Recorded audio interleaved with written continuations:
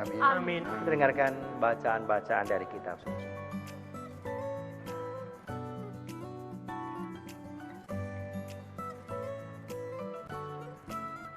Bacaan dari nubuat Yehezkiel. Beginilah firman Tuhan Allah. Kamu berkata, tindakan Tuhan tidak tepat. Dengarlah dulu, hai kaum Israel. Apakah tindakanku yang tidak tepat, ataukah tindakanmu yang tidak tepat? Kalau orang benar berbalik dari kebenarannya dan melakukan kecurangan sehingga ia mati, ia harus mati karena kecurangan yang dilakukannya. Sebaliknya, kalau orang fasik bertobat dari kefasikan yang dilakukannya, dan ia melakukan keadilan serta kebenaran, ia akan menyelamatkan nyawanya. Ia insaf dan bertobat dari segala durhaka yang dibuatnya, maka ia pasti hidup, ia tidak akan mati. Demikianlah sabda Tuhan. Syukur kepada Allah.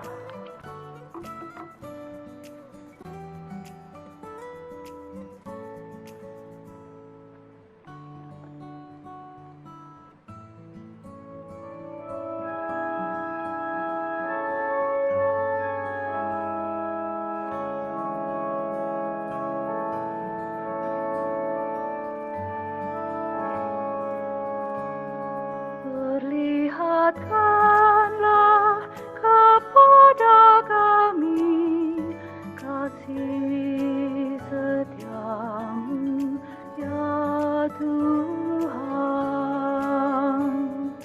Perlihatkanlah kepada kami kasih setiamu, ya beritahukanlah jalan-jalan-Mu kepadaku, ya Tuhan. Tunjukkanlah lorong-lorong-Mu kepadaku. Bawalah aku berjalan dalam kebenaran-Mu, dan ajarlah aku. Sebab Engkaulah Allah yang menyelamatkan daku. Engkau ku nanti-nantikan sepanjang hari. Perlihatkanlah kepada kami kasih setiamu, ya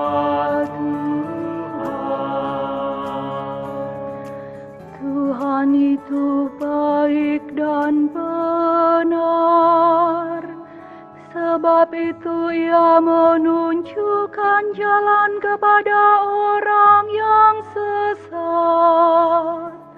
Ia membimbing orang-orang yang rendah hati menurut hukum, dan mengajarkan jalannya kepada orang-orang yang bersahaja. Perlihatkanlah kepada kami kasih setiamu, ya Tuhan.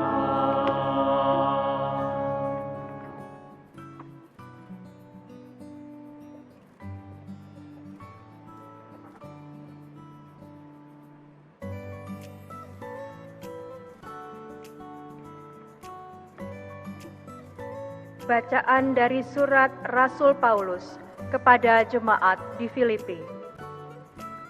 Saudara-saudara, dalam Kristus ada nasihat, ada penghiburan kasih, ada persekutuan roh, ada kasih mesra dan belas kasihan.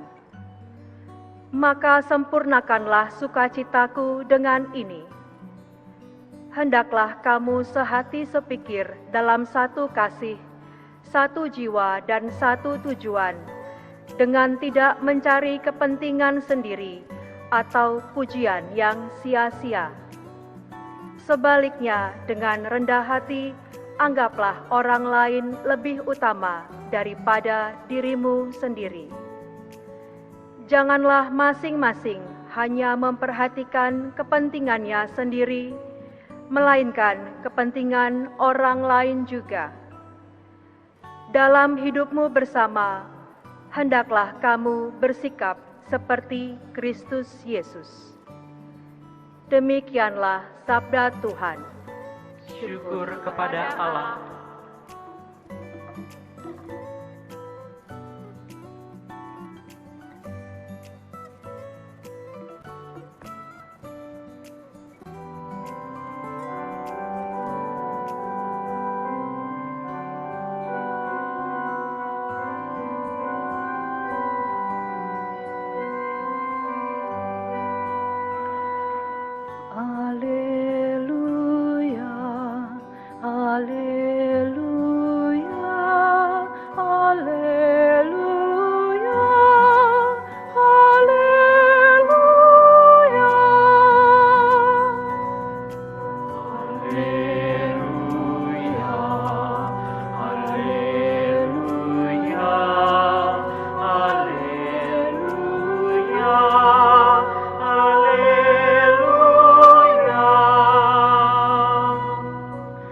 Domba-dombaku mendengarkan suaraku, sabda Tuhan. Aku mengenal mereka, dan mereka mengikuti aku. Haleluya, haleluya, haleluya, haleluya.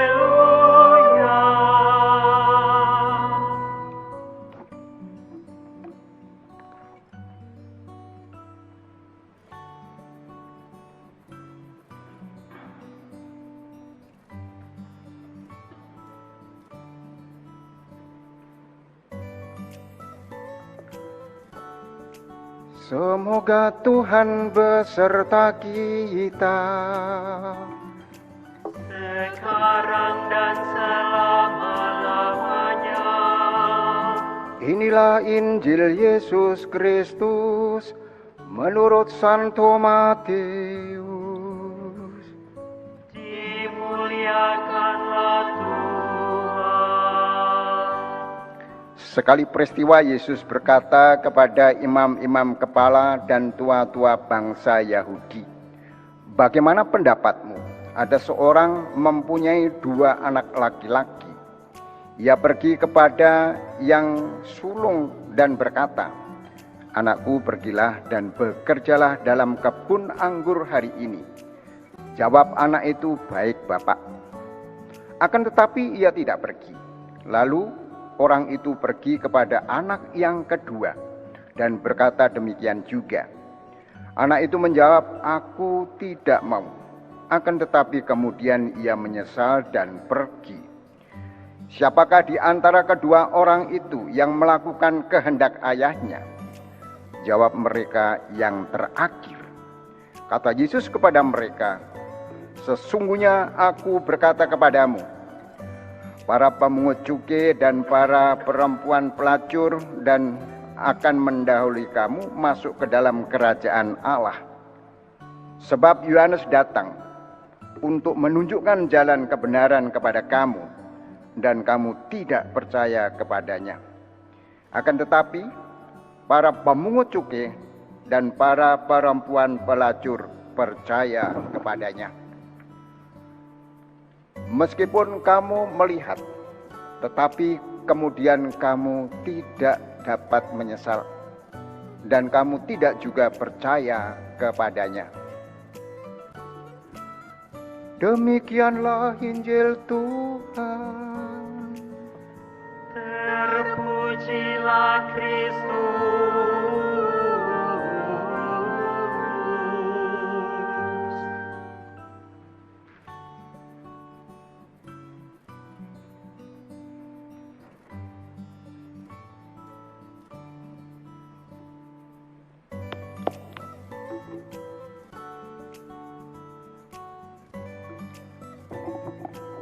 Bapak, Ibu, dan saudara sekalian yang dikasihi Tuhan, marilah kita bersama merenungkan sabda Tuhan yang kita dengarkan hari ini.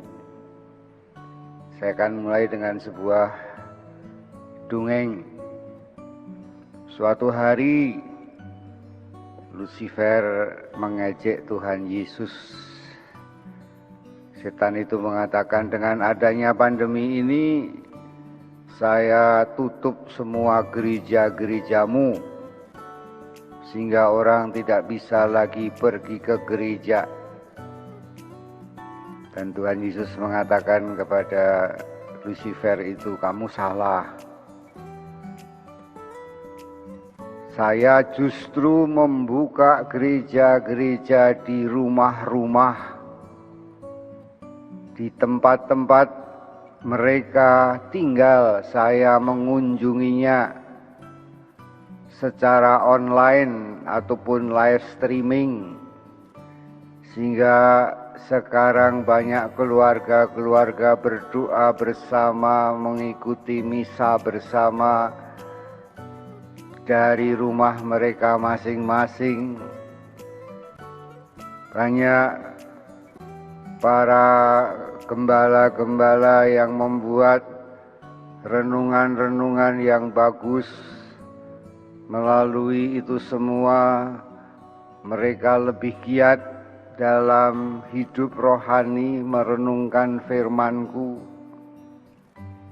Banyak mujizat terjadi juga yang saya lakukan melalui streaming, melalui meeting Zoom. Dan inilah kehebatan Tuhan Yesus.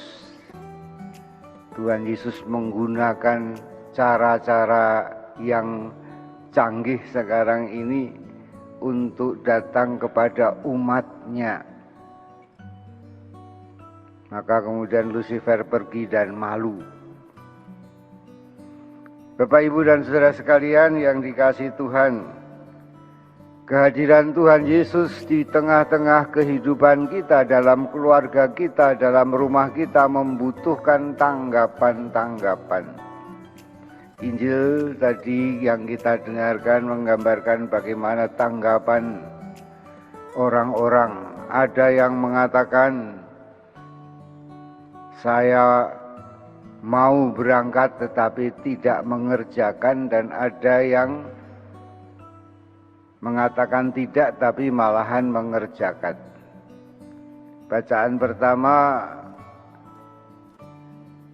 Nabi Yesiel mengatakan bahwa tunggu dulu, jangan mengatakan bahwa Tuhan yang salah. Mungkin banyak orang menyalahkan Tuhan pada masa-masa adanya pandemi ini. Tapi mungkin kamu yang salah karena kamu tidak bertobat. Bapak, Ibu, dan saudara sekalian, di Cilangkap ini kita hidup dekat dengan Mabes TNI. Dan yang saya kagumi dari Mabes, orang-orang tentara-tentara ataupun juga aparat polisi itu, kalau mengatakan siap, mereka melaksanakan. Sampai-sampai saya mengatakan, baiklah, sesungguhnya kita belajar dari mereka itu. Ya, mungkin kata amin itu harus diganti kata siap. Banyak umat mengatakan amin, amin, tetapi tidak menjalankan. Pada amin itu artinya iya. Tetapi para militer dan Polri itu kalau mengatakan amin diganti dengan kata siap. Kalau siap berarti dia laksanakan. Bapak, Ibu, dan saudara sekalian, marilah kita tidak hanya amin, tapi kita siap melaksanakan apa yang dikehendaki Tuhan. Kita mengatakan iya Karena dalam iman kalau iya katakan iya, kalau tidak katakan tidak. Tuhan Yesus dalam bacaan yang kedua mengatakan melalui Rasul Paulus kepada jemaat di Filipi, hendaknya kita seperti Kristus. Dia tidak hanya memberikan ajaran-ajaran, tetapi dia memberikan dirinya sendiri. Maka kita harus menerima Yesus Kristus, sehingga kita disebut orang-orang Kristen. Dan kita disebut orang-orang Kristen pertama kali di Antioquia pada abad yang kedua. Di Antioquia kita telah menyebut diri kita Kristen karena kita pengikut Kristus. Jadi Kristen, Katolik, Kristen, ya waktu itu hanya Katolik, belum ada perpecahan. Maka kita harus menjadi seperti Kristus, hidup. Yesus tidak hanya memberikan ajaran agama, ajaran moral, tapi memberikan hidupnya supaya kita hidup seperti Kristus, menjadi alter Kristus, Kristus yang lain. Sehingga Kristus hidup di dalam diri kita seperti dikatakan Rasul Paulus, bukan lagi aku yang hidup, tetapi Yesus yang hidup dalam diriku. Andai kata semua orang-orang yang menyebut dirinya Kristen, pengikut Kristus seperti Kristus, itu luar biasa. Luar biasa. Karena berarti kita mempunyai karisma, karunia, wibawa dalam pewartaan. Kita bisa mengerjakan lagi kehendak Bapa, menyembuhkan orang sakit, mengusir setan, dan mengampuni orang-orang berdosa. Maka pewartaan orang-orang Kristen adalah hidup orang Kristen itu sendiri. Mahatma Gandhi pernah mengatakan bahwa saya sangat kagum pada Yesus Kristus, tapi pada para pengikutnya tidak. Seandainya orang-orang Kristen seperti Kristus, maka dalam waktu singkat semua orang India akan bertobat. Mengapa Gandhi mengatakan begitu? Karena waktu itu India dijajah Inggris. Ketika dia masuk ke gereja yang ada orang-orang bule, orang-orang Inggris. Dan dia diusir keluar karena dia orang pribumi. Sehingga dia kecewa, ini orang-orang Kristen kok seperti ini. Tingkah lakunya tidak seperti Kristus.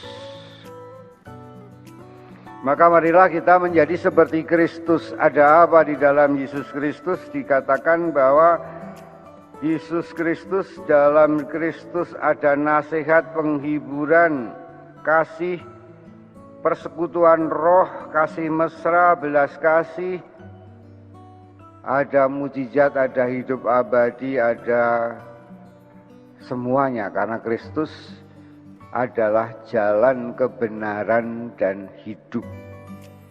Satu-satunya orang yang berani mengatakan akulah jalan kebenaran dan hidup, hanya melalui aku orang sampai kepada Bapa. Dia jalan satu-satunya.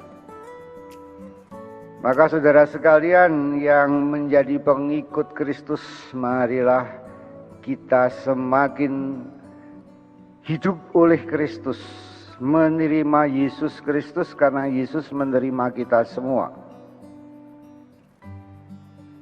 Maka ukuran kita menjadi seorang Kristen adalah bahwa saya, saudara sekalian, bersatu dengan Kristus. Sehingga kita bersatu dalam keabadiannya, bersatu dengan Bapaknya, bersatu dalam rohnya. Dan inilah yang sangat luar biasa, bahwa Tuhan memberikan dirinya. Oleh karena itu marilah kita menjadikan Tuhan Yesus sungguh-sungguh pusat hidup kita.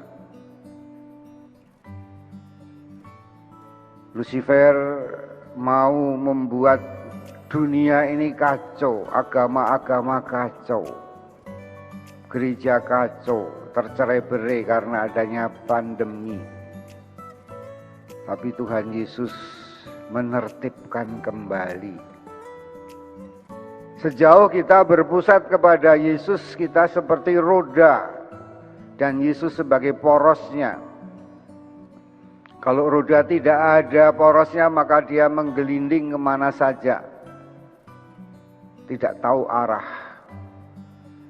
Tapi justru pada masa pandemi ini kita semakin dekat dengan Tuhan Yesus, semakin berpusat pada Yesus, semakin serupa dengan Yesus Kristus, semakin kita hidup dalam kesucian dan ketertiban.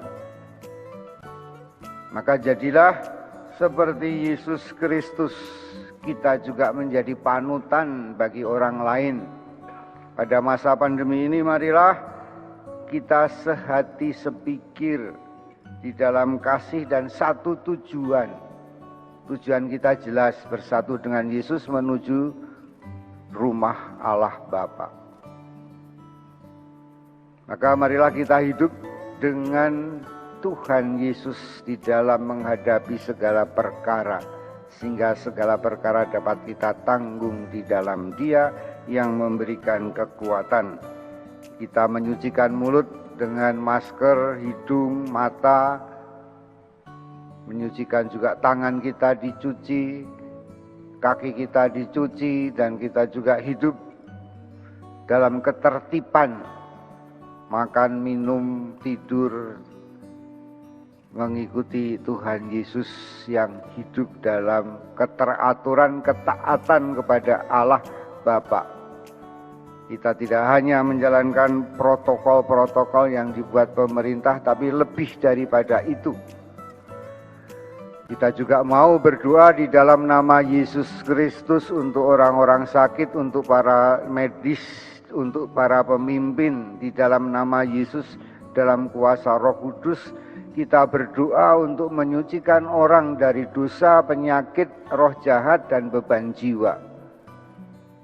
Kita tidak enak-enak mengikuti Tuhan Yesus, tetapi kita menjalankan misi Tuhan Yesus Kristus, menyucikan dunia, sehingga kita menjadi persekutuan para kudus, hidup di dalam kekudusan. Maka marilah kita bersama. Rasul Paulus mengatakan, bukan lagi aku yang hidup, tetapi Tuhan Yesus yang hidup di dalam hidup kita masing-masing. Tuhan memberkati saudara dalam nama Bapa, Putra, dan Roh Kudus. Amin.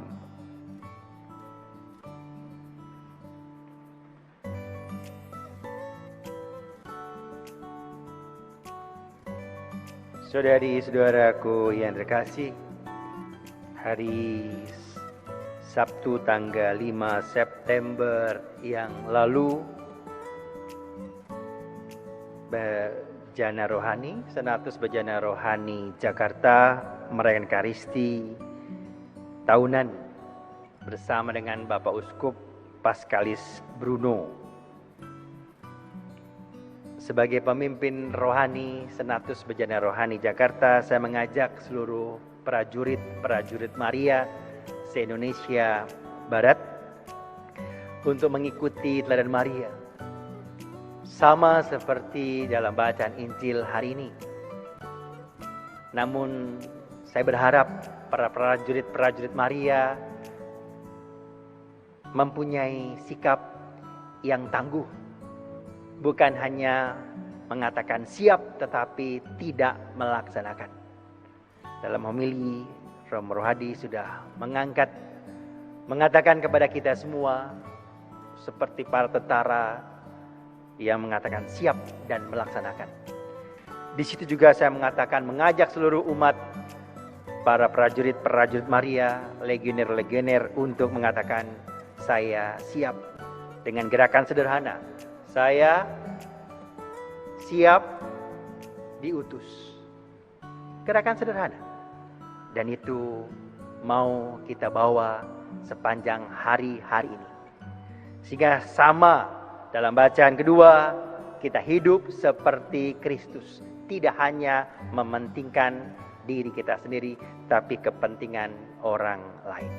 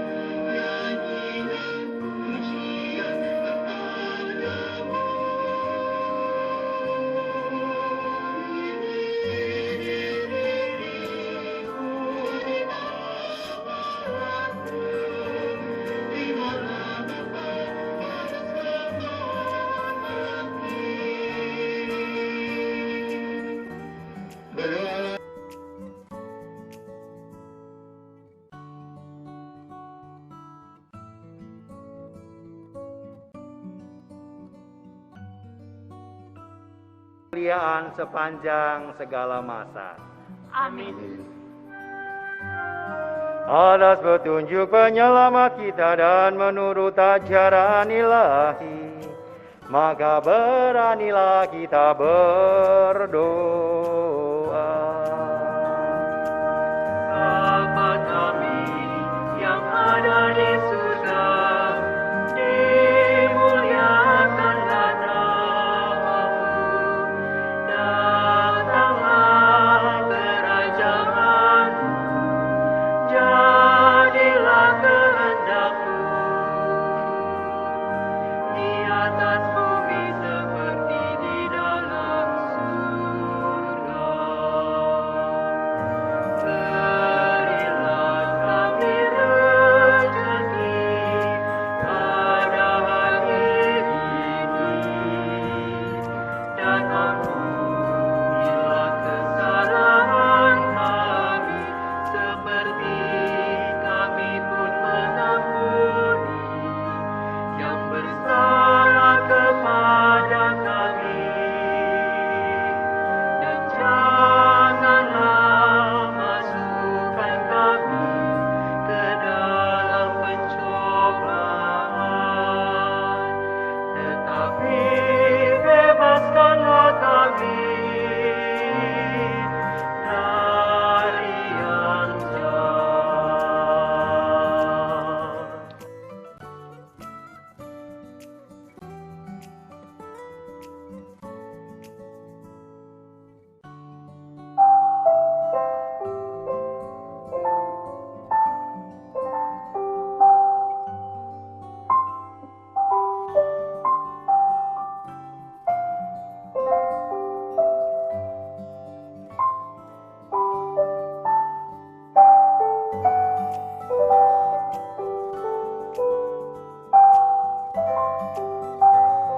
Yesusku, aku percaya Engkau sungguh hadir dalam sakramen Maha Kudus.